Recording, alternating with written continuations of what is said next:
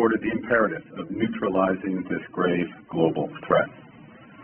Canada stands with the Iranian people in their long and courageous struggle against the regime's oppressive rule, which is why we support efforts to prevent Iran from obtaining a nuclear weapon and to prevent its regime from further threatening international peace and security. Because Canada is taking the world as it is, not passively waiting for a world we wish to be. We do, however, take this position with regret because the current conflict is another example of the failure of the international order.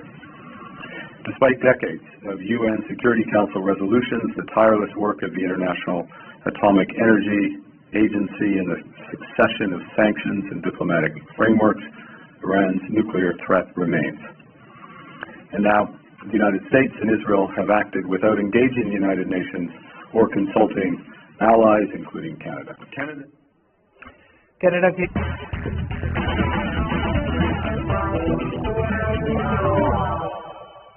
TV से लेकर mobile तक अब हर जगह देखिए अपना मन पसंदीदा JK 24/7 news in तमाम प्लेटफॉर्म्स पर। खबरों में बने रहने के लिए आज ही हमें फेसबुक, ट्विटर।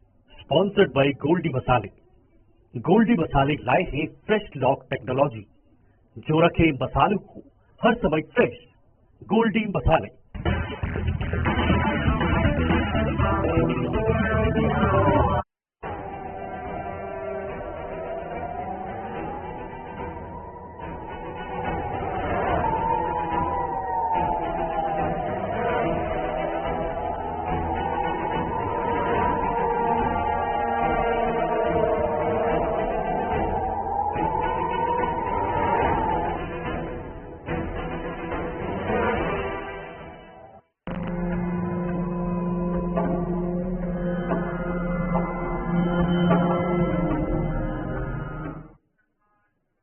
नमस्कार।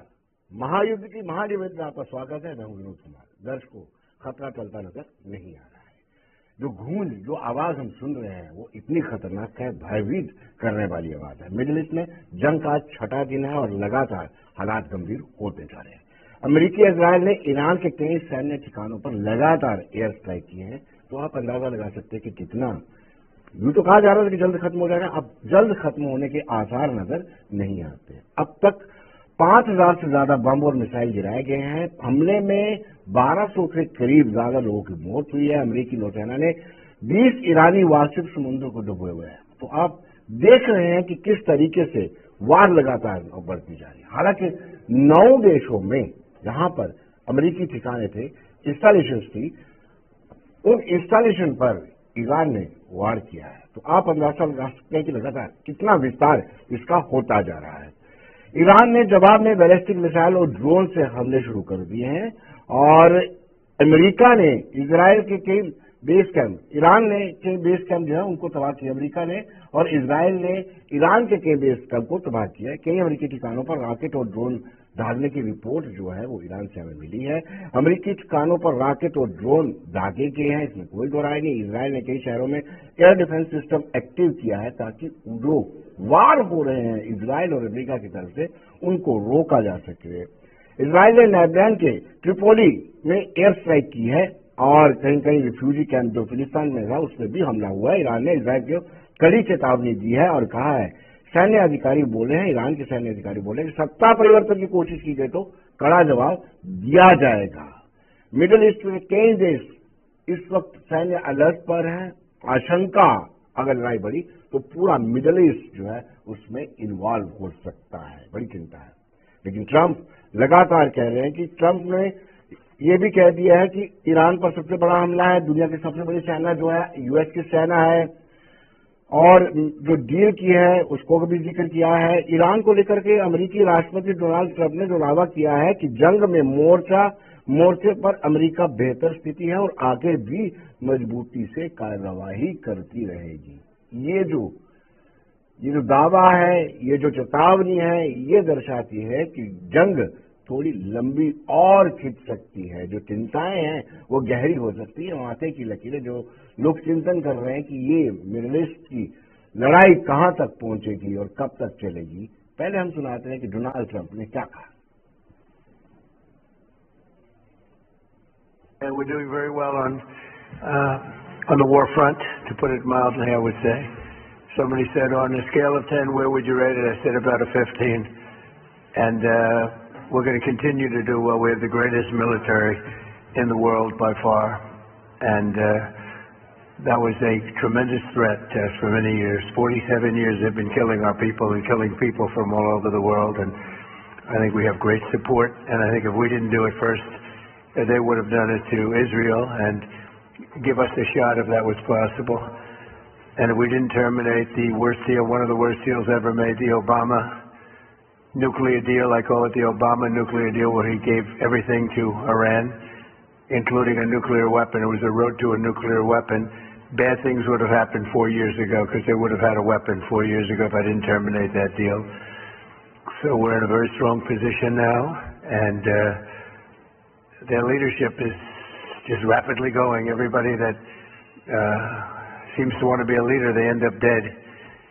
And it's an amazing thing that's taking place before your eyes, because for 47 years we were pushed around, and we shouldn't have been.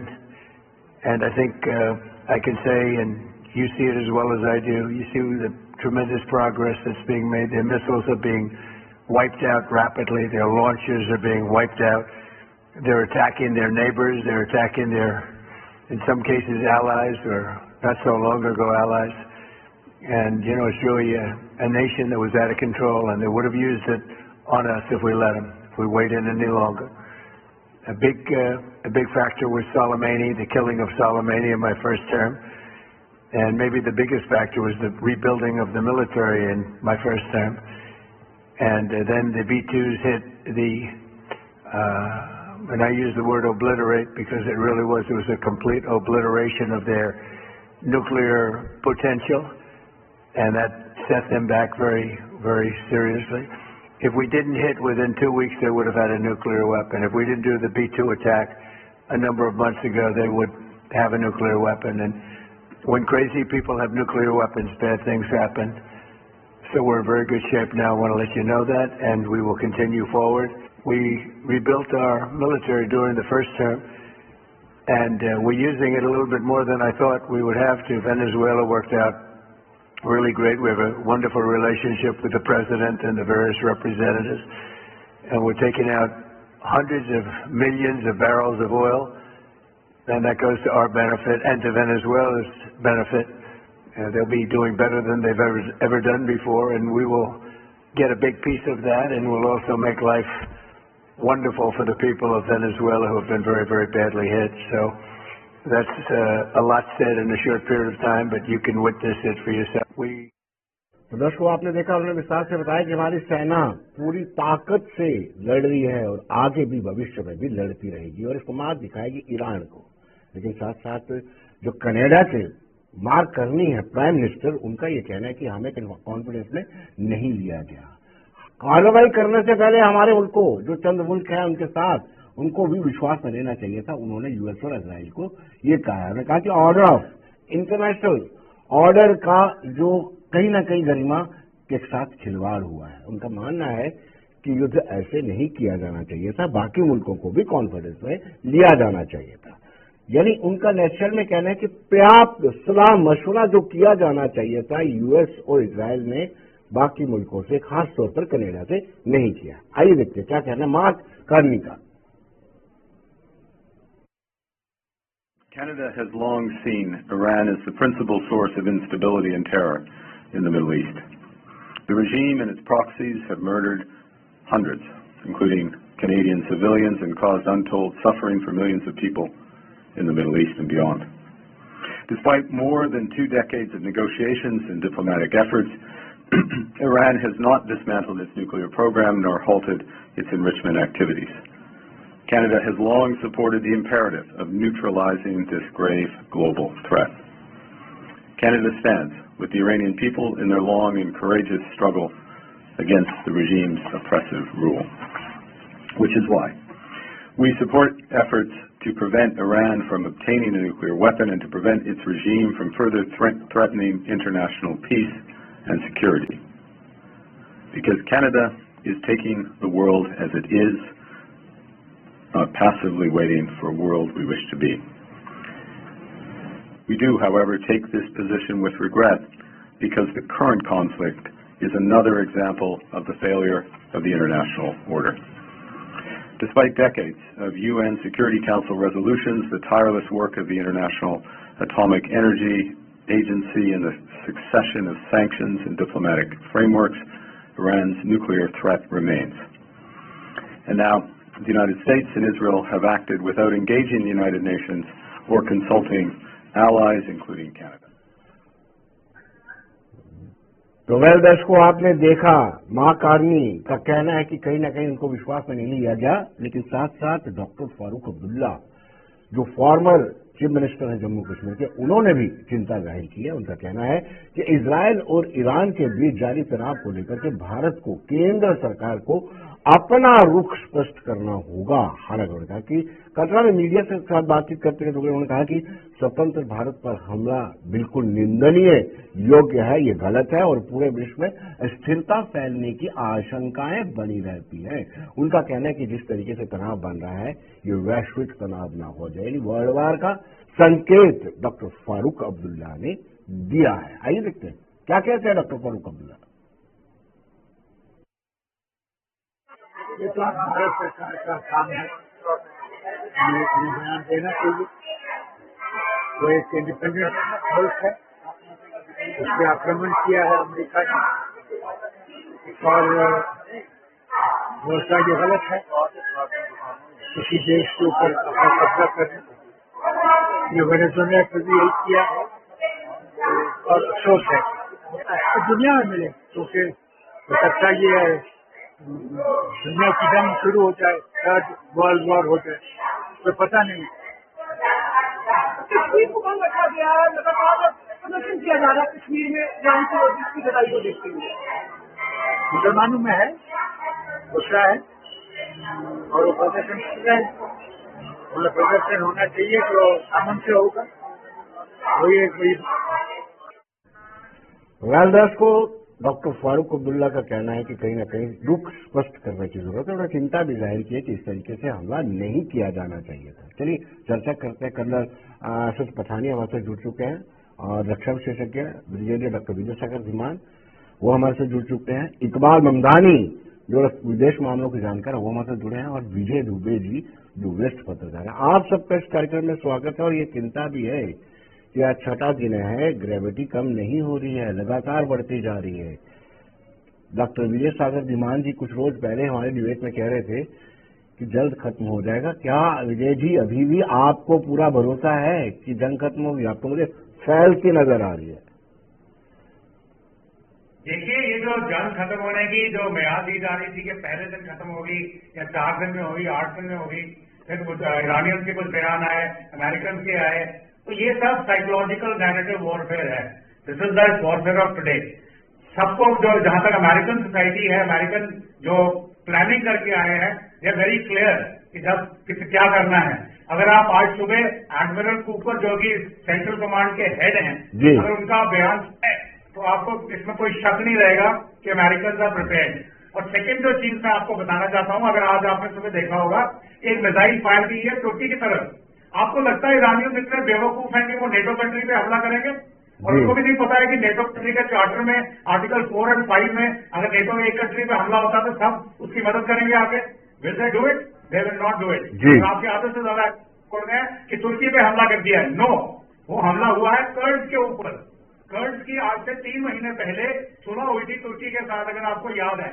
एक एग्रीमेंट हुआ था कि आप हमें रहने दीजिए। वो सीआई ने एग्रीमेंट कराया था कि जब वो तैयारी कर रहे थे ईरान पे लड़ाई लड़ने के लिए, उनको पता था कि ग्राउंड ऑपरेशन में मिलिट्री नहीं उतरेगी अमेरिकन। ग्राउंड ऑपरेशन का झूठ तो कौन जाएगा? बिल्कुल कर्ड्स आएंगे। कर्ड्स के ऊपर ईरानियों ने हमला किया है। तो इस तरीके से ये कहना कि भाई कितनी चलेगी, फैल रही है कि फैलेगी। जैसे आज एडवोकेट कूपर का जो बयान है, उन्होंने बोला है कि हमारे हमले हर रोज तेज होते जा रहे हैं। बेसिकली क्या है कि ईरानियों ने अपनी सारी की सारी ताकत टनल्स में और साइलों में छुपा के रखी हुई है। अब उनके एंट्री एग्जिट पॉइंट्स जो है वो वॉच किए जा रहे हैं by the satellite 24/7 360 totally without thing. जहां जहां उनको एंट्री एग्जिट पॉइंट मिलता है वहां हमले करके उसको बंद कर देते हैं। तो अभी आप उस पर आज मेजर जनरल ईरान के IRGC के उनका बयान, उन्होंने क्या बोला? उन्होंने बोला 40 मिसाइल्स एंड 200 ड्रोन। और हमारे पैनलिस्ट क्या एनालिस्ट क्या बोलते हैं? 10,000 मिसाइल है, ये रॉकेट प्रोजेक्टाइल नहीं है। मिसाइल 10,000 पूरी दुनिया में नहीं होगी अगर आप मिलाएंगे तो इसलिए हर चीज पर एग्जैजरेट नहीं करना है। अमेरिका में आज की डेट में प्लान में आए हैं and they are on their plan. कल को अगर चाइना आ जाता है या रशिया आ जाता है तो it's a different ball game. आज की डेट में आप चिंता मत करिए। 4 हफ्ते ट्रंप ने बोला, 4 नहीं तो 6 में ये लड़ाई खत्म होनी जरूरी है, क्योंकि ऑयल प्राइसेस ऑलरेडी $80 पहुंच चुकी है। पूरी दुनिया इसके चपेट में आ रही है। हर कोई प्रेशर में है कि इसको करें। विद अमेरिकन जो पॉपुलेशन है, डोमेस्टिक कंस्टिट्यूएंसी, वहां पे भी उन्होंने बोला कि संसद की मंजूरी नहीं ली, वहां फेल हो गया, क्योंकि उन्होंने उसको बताया कि आर्टिकल 3 ऑफ अमेरिकन कॉन्स्टिट्यूशन कहती है कि प्रेसिडेंट ये कर सकता है। और उन्होंने एग्जाम्पल दिया कि out of 47 presidents of America 45 have already done this. तो अब क्या प्रॉब्लम है? इसलिए वो भी सेफ है। तो it's a matter of time जब ये सारा ठीक हो जाएगा। आप थोड़ा ध्यान दीजिए। World is safe. चलिए, थैंक यू। वर्ल्ड सेफ है, लेकिन जो दृश्य हम देखते हैं उससे थोड़ा भय जरूर लगता है ब्रिगेडियर साहब। लेकिन मैं पठानिया साहब से जानना चाहता हूँ, पठानिया साहब आपका अनुभव क्या कहता है? हाँ पठानिया। देखिए जी विनोद जी, थोड़ा सा हमें पीछे जाना पड़ेगा। लड़ाई की वजह क्या है, that we have to be very sure. और अगर हम ये मान के चलें कि ईरान एक बहुत ही इनोसेंट और लॉ अबाइडिंग विश्व शांति के लिए विश्वास करने वाले लोग हैं, खमेनेई जी, तो वो गलत थी। 79 के बाद जब से ये पावर में आए हैं, इन्होंने ईरान की जो इकोनॉमी है उसको पूरी तरह से तबाह कर दिया है। और एक स्पेसिफिक रजीम है जिसमें ये अपने लोगों को मारने से भी बाज नहीं आते हैं। इनकी प्रॉक्सीज जो है, हमास अभी ऑलमोस्ट डिस्ट्रॉय कर चुकी है, हिजबुल्लाह और हूती अभी भी एक्टिव है। और अगर हम ईरान का जो न्यूक्लियर प्रोग्राम वाला जो रोका नहीं, एज डिसाइडेड और ट्रम्प एज डिसाइडेड कि इनको न्यूक्लियर पावर नहीं बनने देना है। Number 2, they will destroy their navy, they will destroy their launchers, they will destroy their launching station। और इकोनॉमिकली तो बेड़ा गर्क उनका हो ही चुका है। और एक सिचुएशन आएगी जहां पर लोग डिमांड करेंगे कि हमें थोड़ा खाने के लिए भी सोचो भाई, अपनी पॉलिटिक्स तो मत चलाओ। और रिजीम चेंज है वो तभी पॉसिबल है कि है बूट्स ऑन द ग्राउंड। आपके मिसाइल से या ड्रोन से या एयरक्राफ्ट से अगर आप सोचते हैं कि अमेरिका जो है रिजीम चेंज कर सकता है, तो दैट इज इम्पॉसिबल। अभी अमेरिका के प्रेसिडेंट साहब ने ये भी कहा है कि जो आर्म ग्रुप है जो इनके खिलाफ जाना चाहते हैं, हम उनकी मदद भी करेंगे। जहां तक लड़ाई का सो ये लंबे खींचेगी विनोद जी। इसमें पॉजेज आएंगे, कुछ छोटे पॉजेज आएंगे, कुछ बड़े पॉजेज आएंगे। और जब तक यूएसए का जो एम है वो अचीव नहीं हो जाता, जब तक वो ये नहीं एश्योर कर लेता है कि इजराइल को कोई खतरा नहीं है इनके न्यूक्लियर बॉम्ब से। और अभी तो बात वो भी चल रही है कि डर्टी बॉम्ब भी बना सकते हैं जो यूरेनियम 440 kg इनके पास पड़ा हुआ है। तो it's all out war, it will be a long war and ultimately I can tell you that Iran has to come on its knees. वो कब आता है, just a matter of conjecture and time. चलिए, विजय दुबे जी पत्रकार है, वरिष्ठ पत्रकार है, उनसे हम जानना चाहेंगे। विजय दुबे जी, आप उनको कैसे डिफाइन करते हैं जो इंडिया में रह करके जो इंडिया का स्टैंड है उसको बार बार टटोलने का प्रयत्न करते हैं, बार बार कहते हैं कि भारत को अपना रुख स्पष्ट करना होगा कि वो ईरान के साथ हैं या दूसरी कंट्रीज के साथ जो हमला कर रहे हैं। उन लोगों को डिफाइन कीजिए Dubey ji.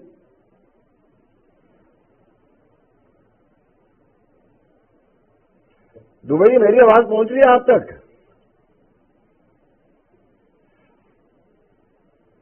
I am audible for you, मेरी आवाज आप तक पहुंच रही है?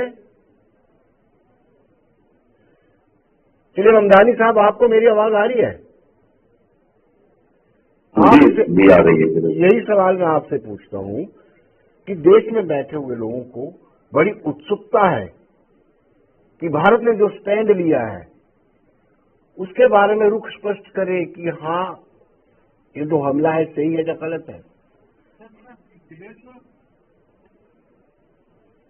देखिए विनोद जी, धन्यवाद आपका। सबसे पहले मैं आपको बताऊं, भारत के स्टैंड को लेकर के चाहे अपोजिशन हो, देश विदेश, सब जगह बात इसलिए हो रही है क्योंकि ईरान से भारत के जो ताल्लुकात है वो काफी पुराने थे। 2018 के अंदर जब ईरान के मुझे लगता है प्रेसिडेंट यहाँ जब आए थे, मोदी जी ने भी कहा था कि हमारे एक जो रिश्ते हैं वो कई हजार साल पुराने हैं और इन सारी चीजों को लेकर के भारत हमेशा इसके साथ आगे चलता रहेगा। लेकिन 2026 के अंदर जब ये हमला होता है, इसके बाद भारत की जो खामोशी है उस पर सवाल इसलिए खड़े हो रहे हैं क्योंकि इजराइल से आज तक भारत के इतने खुल के रिश्ते नहीं रहे। नरेंद्र मोदी के अलावा कोई ऐसे प्रधानमंत्री नहीं है जिसने इजराइल का दौरा किया।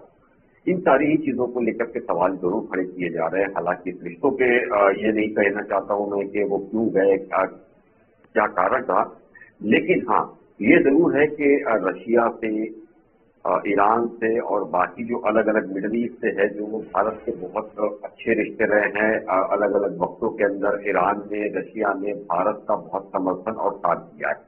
तो ऐसे मामलों के अंदर जब उनके सुप्रीम लीडर मारे भी जाते हैं तो भारत की तरफ से या प्रधानमंत्री की तरफ से कोई मैसेज नहीं जाता है। इसको लेकर के विपक्ष भी सवाल कर रहा है, इसके सवाल दुनिया के अंदर भी जो है वो मौजूद है।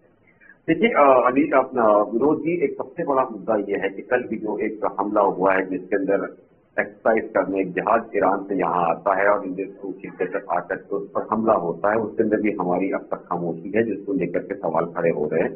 ये जो दायरा है वो लगातार फैलता जा रहा है। तो एक मुद्दा जरूर उठाया जाएगा इस मुद्दे के अंदर कि कहीं हमारी थोड़ी, मुझे लगता है कि चूक हो रही है कि जो हमारे रिश्ते हैं उनको लेकर के हमें बात करनी चाहिए। हम ये नहीं कहते कि उन सारी चीजों को लेकर के हमें इस पूरे मामले के अंदर शामिल होना चाहिए, लेकिन हाँ ये बात जरूर है कि जिस तरीके से हमारी फॉरेन पॉलिसी आज तक रही है वो साफ तौर पर हमने दो फ्रंट कभी खोले नहीं है। इस बार हमने कई फ्रंट खोल चुके हैं जिसको लेकर के लगातार सवाल खड़े हो रहे हैं। चाहे हमारे रिश्ते पाकिस्तान से तो बुरे रहे, चाइना से भी खराब होते जा रहे हैं, पास पड़ोस के अंदर लगातार हमारे मामले सामने आते जा रहे हैं। तो इन सभी चीजों को लेकर के लगातार चाहे विपक्ष हो या दुनिया के अंदर हो या देश के अंदर इस तरह के सवाल स्वाभाविक मानता हूं मैं विरोध जी। यानी जो सवाल पूछे जा रहे हैं उसमें रुख स्पष्ट करना चाहिए था ममदानी जी। बिल्कुल बिल्कुल बिल्कुल, देखिए हम रुख को बिल्कुल हमें स्पष्ट करनी चाहिए। अब विनोद जी, उसकी वजह सबसे बड़ी है कि दुनिया के अंदर जो हालात चल रहे हैं, आप देखिए पूरी दुनिया जो है कहीं ना कहीं एक स्टैंड ले रही है। हमने इस हमले के बाद में जहां अरबों से और इजराइल से बात करने की कोशिश की है, मुझे लगता है कि ईरान से जो हमारे रिश्ते हैं उन सारी चीजों को लेकर के एक ऑनरेबल मैसेज या एक फोन कॉल जरूर बनता था उस पूरे मामले को लेकर के। ये हमारे साथ हमारी विदेश पॉलिसी का एक हिस्सा है जो कि होना चाहिए। चलिए, मुझे लगता है ब्रिगेडियर साहब आपसे इत्तेफाक नहीं रख रहे हैं, क्यों ब्रिगेडियर साहब? जी मैं इनसे बिल्कुल इत्तेफाक रखता हूँ and with due respect to जानकार है, इनको मैं नहीं कमेंट नहीं कर सकता, परंतु मैं इनको ये बता जरूर इनके सामने रखना चाहता हूँ।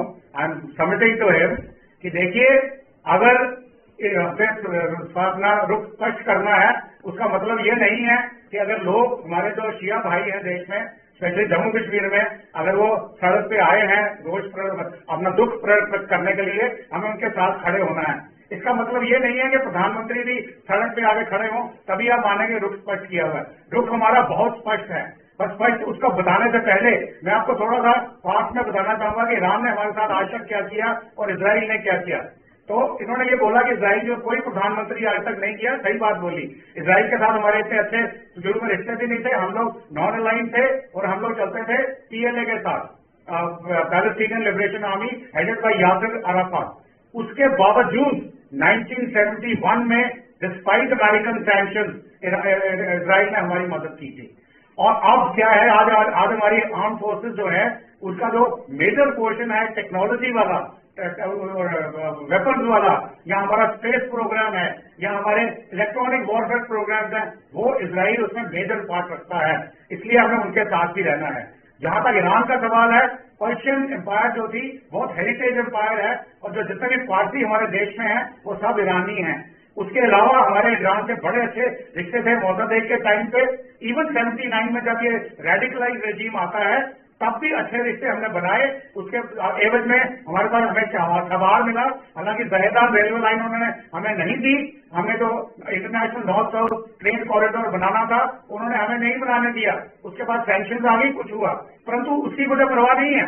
मुझे परवाह है कि जितने भी रेजोल्यूशन थे भारत के खिलाफ कश्मीर के, वो सारे के सारे ईरान उसमें पाकिस्तान के साथ खड़ा था। पाकिस्तान ने जो खून हमारे जम्मू कश्मीर में बहाया है, ईरान उसके साथ खड़ा रहा है। उनके सक्सेसिव प्रेसिडेंट जो भी रहे हैं, एक रफसंजानी को छोड़ के सब उसने बहाया है। ऐसी स्थिति में अगर आप बोलो कि प्रधानमंत्री खुल के आए, सड़क पे खड़ा हो गए और रुख स्पष्ट करें, हमने फॉरेन मिनिस्टर और जो हमारी डिप्लोमेटिक कम्युनिटी है उसमें हमने उनको अपनी संवेदना शोक व्यक्त ऑलरेडी कर दिया है, उसको ज्यादा हवा नहीं दी है। अभी हमारी स्ट्रेटेजिक क्या रुख है?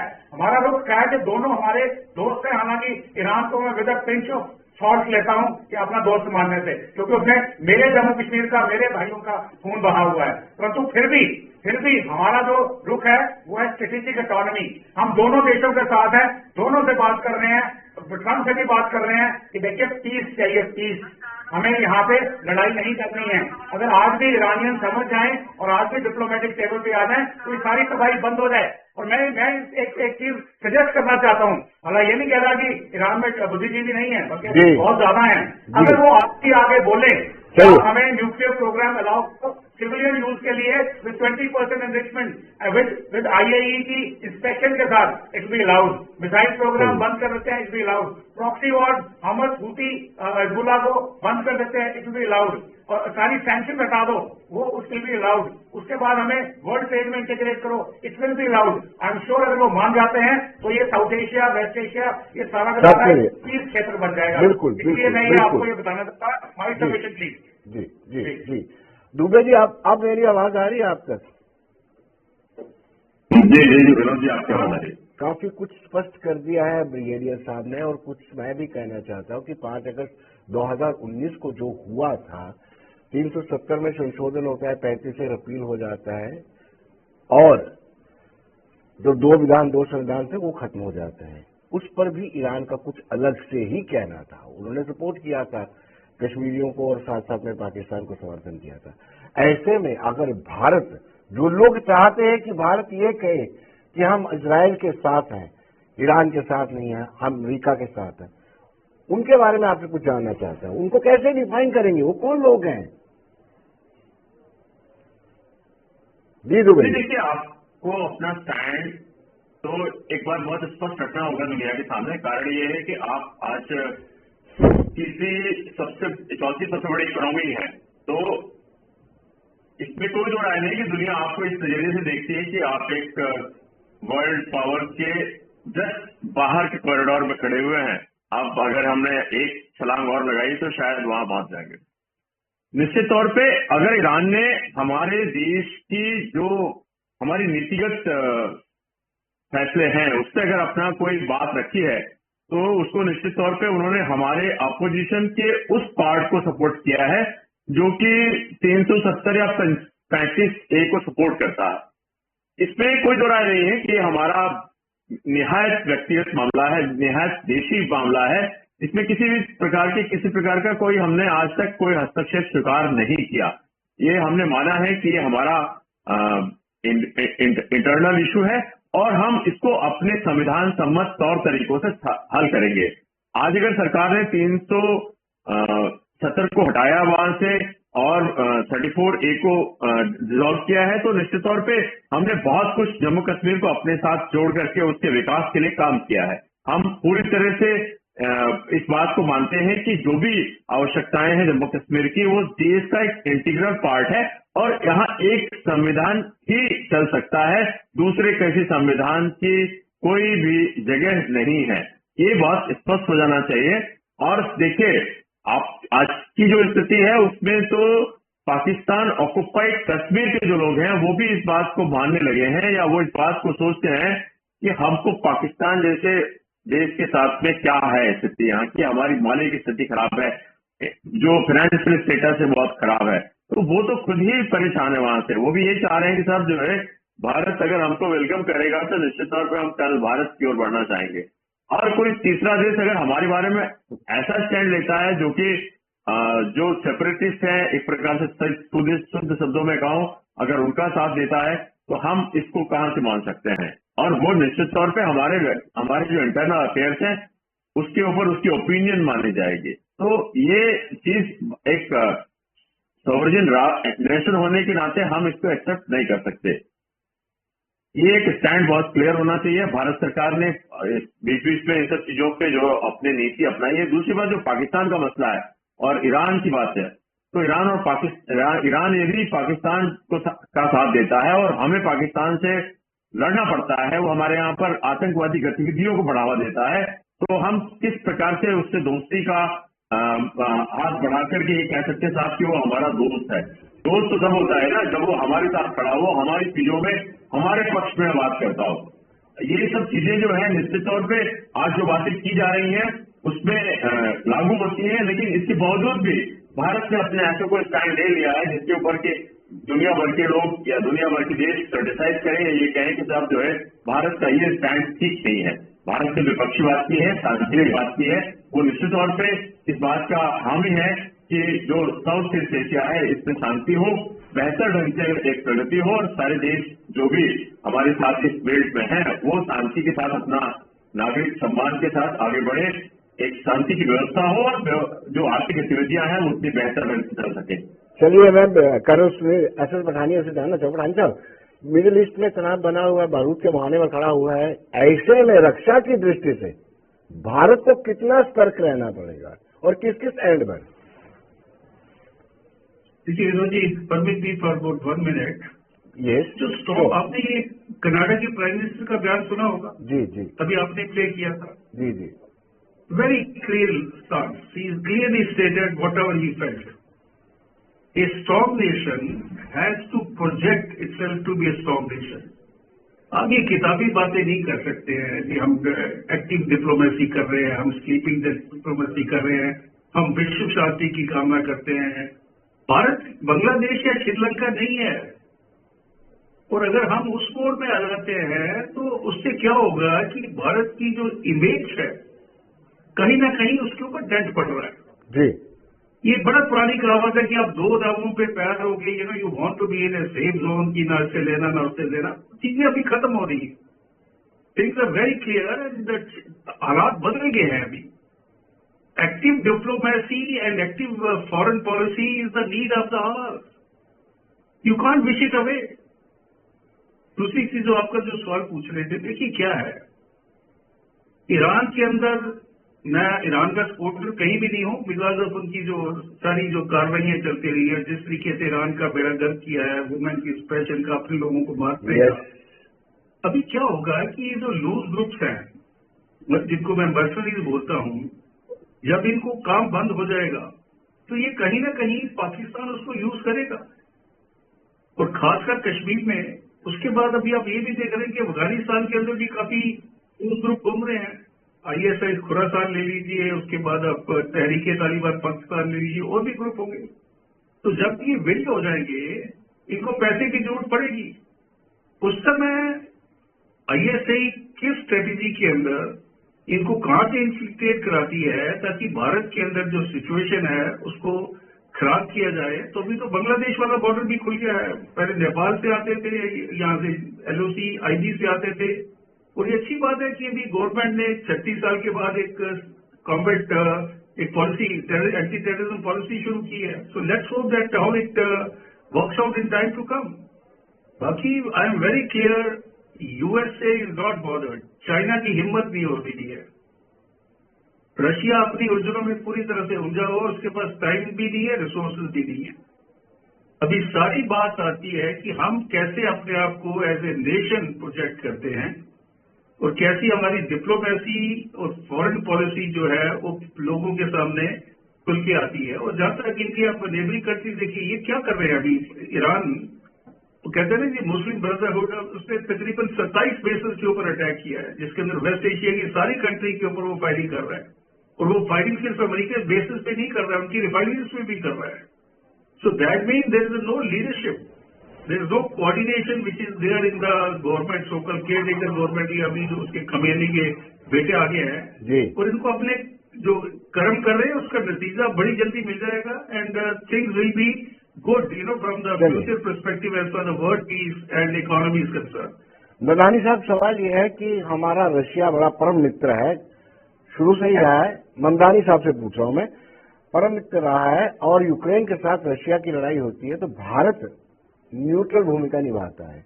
ऐसे इजराइल जितनी मदद हमारी भारत की करता है, इजराइल और ईरान की लड़ाई होती है सपोर्टेड बाय यूएसए, तभी क्या ये विदेश पॉलिसी, फॉरेन पॉलिसी हमारी गलत है? देखिए, सबसे पहले तो मैं ब्रिगेडियर साहब अभी जो बता रहे थे, मैं उसको पहले शुरू कर देता हूँ। जो ईरान की जो पड़ोस के हमले की बात है, चाहे आरामको की हो या जिसकी भी हो, तुर्की के अंदर जो हमले की बात की गई थी, उसके अंदर अभी आज ईरान के लोगों ने कहा है कि ये हमला उन्होंने नहीं किया है। दूसरा, सऊदी के अंदर 2 ऐसे मोसाद के एजेंट पकड़े गए हैं जिनका काम था कि वो पब्लिक के अंदर जाकर के इस तरह के हमलों को करवाना और चीजों के अंदर लड़वाना। तो उसके 2 लोगों की गिरफ्तारी हुई है। दूसरा, आरामको को लेकर के भी ईरान ने खंडन कर दिया है। साइप्रस की अगर हम बात करें तो खुद यूके ने माना है कि ये हमला ईरान की तरफ से नहीं हुआ है, जो मिसाइल उनकी तरफ से आया है और जगह से आया है। वो 2 जगह देख रहे हैं, या तो वो लीबिया या तो वो मान रहे हैं कि ये इजराइल खुद की तरफ से चीजें हुई है। कुवैत के अंदर भी जो एजेंट जो है वो पकड़ा गया है। और अभी आता हूं मैं, आपने कहा विदेश नीति की बात, तो मैं विनोद जी मैं आपको बताना चाहूंगा। देखिए, जिस तरीके से रशिया यूक्रेन वार हुआ, हमारे रिश्ते से हमने मीडिएटर के तौर पर बहुत मध्यस्थता शांति से की। इस बार भी जो ईरान और इन सारी चीजें थी, मैंने ब्रिगेडियर साहब ने जिस तरीके से कहा था, मैंने ये कहा कि ये रिश्ते, हमें ये नहीं है कि हमको मिल करके चीजें करनी चाहिए। एक कॉन्डोलेंस मैसेज जो होता है वो बीइंग प्रधानमंत्री की हमारे रिश्ते हैं कि अगर हमने सबसे बात की है तो इस लेवल से हमें इन सारी चीजों को लेकर के बात करनी चाहिए। दूसरा, बिल्कुल ये सही बात है कि अभी जाकर के जो हमारी पॉलिसीज है, हम किस तरफ खड़े हैं, क्या है, वो एक रुख साफ करना चाहिए और खुल करके करना चाहिए, जैसे हमारे कर्नल साहब ने कहा। तो इन सारी ही चीजों को लेकर के हम जहां भी है, जिस लेवल पे हैं, चाहे इजराइल के साथ है, हम अमेरिका के साथ है, इन सारे ही फ्रंट्स के अंदर हमें चीजें करनी चाहिए और खुल के करनी चाहिए। देखिए, कोई हमारे विदेश पॉलिसीज को किस तरह अब रोक सकता है या टोक सकता है, वो फैसला तो हम लेंगे, लेकिन हम रशिया से तेल ले रहे हैं या नहीं लेंगे उसका फैसला अमेरिका करेगा। अमेरिका हमको ये समझाएगा कि क्या नीति हमने अपनानी है, वो हमको समझाएगा कि किस तरह हमें बात करनी है। तो ये जो चीजें हैं उसको लेकर के भारत सरकार की तरफ से हो खुल करके जवाब जाना चाहिए, जो मुझे लगता है कि नहीं गया है। 75 से ज्यादा बार डोनाल्ड ट्रंप ने ये कहा है पूरे मामले को लेकर के ऑपरेशन सिंदूर को उसने रुकाया। आप मुझे बताइए, अगर ऑपरेशन सिंदूर के अंदर उनकी ताकत थी तो ईरान का मामला भी रुका लेते वो। यानी कि भारत से जिस तरह का प्रेशर बनाया जा रहा है हमारे देश के अंदर, जिस तरीके से हम प्रेशर को बर्दाश्त कर रहे हैं, इससे पहले कभी चीजें ये नहीं हुई थी कि कोई विदेश में बैठ करके भारत की नीति को ये डिसाइड करे कि हम क्या करेंगे और कैसे चलेंगे। मेरा विरोध सिर्फ इन सारी चीजों को लेकर के, चाहे रशिया हो, अमेरिका हो, चाइना हो या कोई भी दुनिया की कंट्री हो, वो हमारी पॉलिसी सही नहीं कर सकता। वो हमें ये नहीं समझा सकता है कि हमें क्या करना है, कैसे करना है, हम किससे तेल लें, हम किससे रिश्ते रखें। तो इन सारी ही चीजों को लेकर के हमारी तरफ से ये विरोध दर्ज होना चाहिए। रिश्ते हम करेंगे Vinod ji. America super power होने के बाद ये तय नहीं करेगा हमारे साथ के अंदर कि हमको किससे बात करनी है या किससे व्यवहार करना है। चलिए ब्रिगेडियर साहब, ममदानी साहब ने एक चीज क्लियर कर दी कि इससे पहले हालात ऐसे कभी नहीं थे कि बाहर की कंट्री, यूएसए कंट्री जैसी हमारी कंट्री को डिक्टेट करे और तुरंत बताए।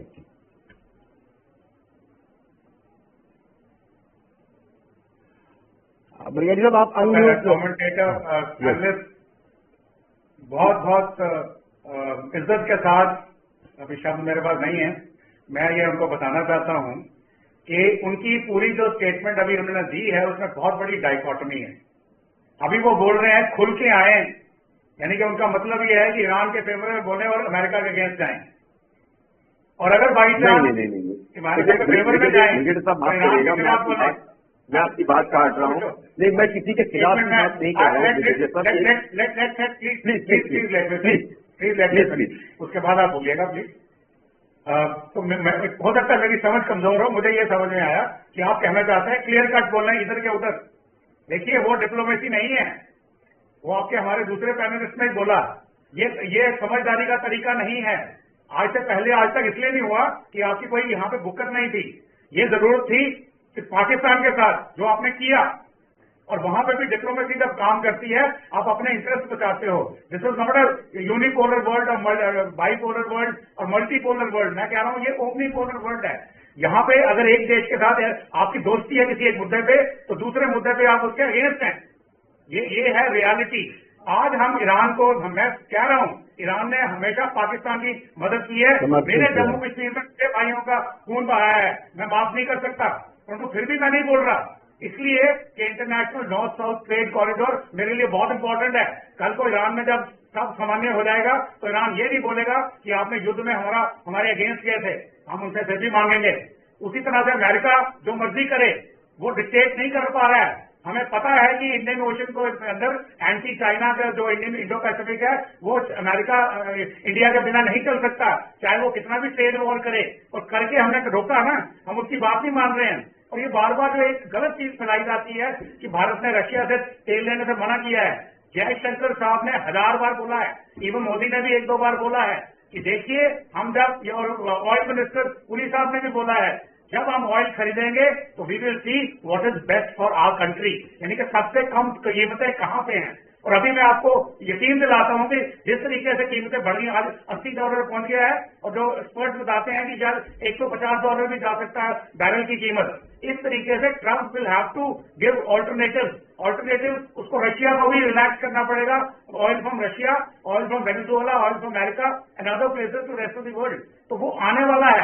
तो डिप्लोमेसी में ये नहीं होता कि आप दम दिखाएं। आप दम की बात इसलिए कर रहे हैं कि आज भारत थोड़ा स्ट्रांग हो गया है, तो आपके भी थोड़े तेवर बदलते नजर आ रहे हैं, but that is not the correct way of doing things.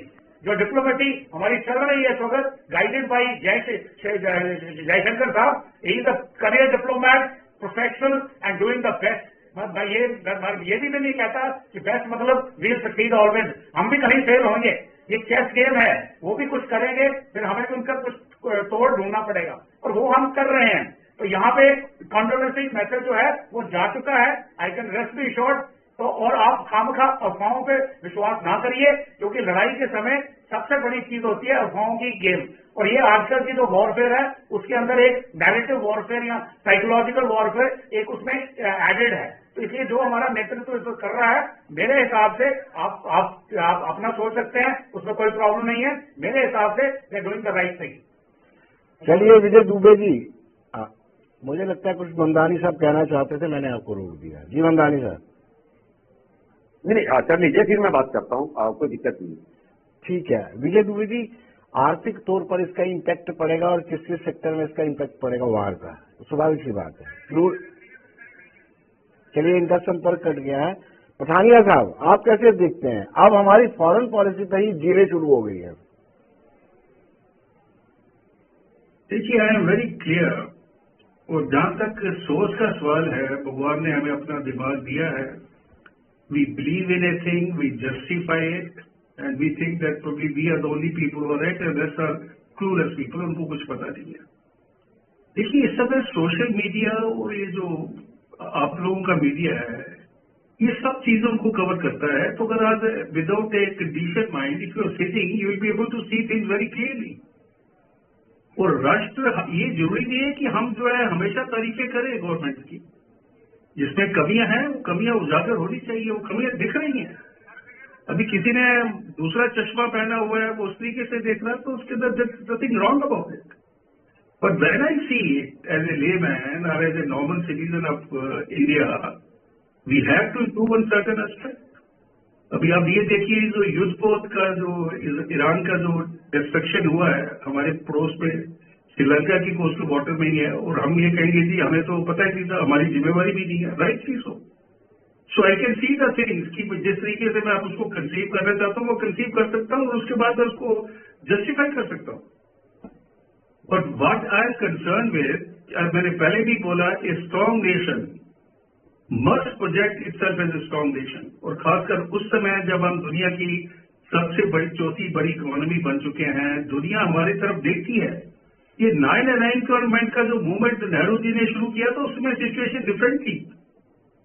अभी जो है सिचुएशन डिफरेंट है and countries must come forward and criticise the thing. Even if USA को अगर क्रिटिसाइज करना पड़ता है, व्हाई नॉट, बिकॉज उनका जो एक्ट है ये कहां तक जस्टिफाई है, इसके अंदर भी अलग अलग विचारधाराएं होंगी, क्योंकि वो ये भी जस्टिफाई कर रहे हैं कि इनके पास 440 kg जो एनरिच्ड यूरेनियम है वो मिला है, they may go for a dirty bomb. और देखिए 3 चीजें आप उठा के, bottom line is what, Iran has almost attack all this country, और इसके लिए आपको जासूस भी चाहिए होते हैं, वो मिसाइलें दाग रहे हैं। अभी बंदा एक बार पकड़ा गया, वो मिसाइल लेके थोड़ा घूम रहा है। या आप ये कहिए कि ये मिसाइलें जो है ये ईरान नहीं दाग रहा है, ये अमेरिका दाग रहा है, right? It's another way of justifying it. और यू से कि उनकी जो सीएन और मोसाद है वो अपने शोल्डर फायर मिसाइल लेके इन देशों के ऊपर अटैक कर रहे हैं, well again that's a matter of perception. But अगर आप जमीनी हालात के अंदर आप आएंगे तो ये आपके पास ये जस्टिफिकेशन बनेगा कि ईरान ने तो किसी के ऊपर फायर नहीं किया।